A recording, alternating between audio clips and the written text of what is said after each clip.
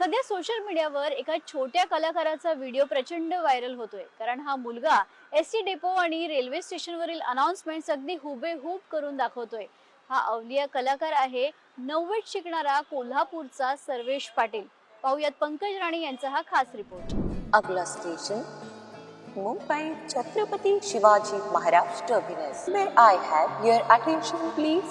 Train number 11003 Dadar Sawantwadi Tutari express.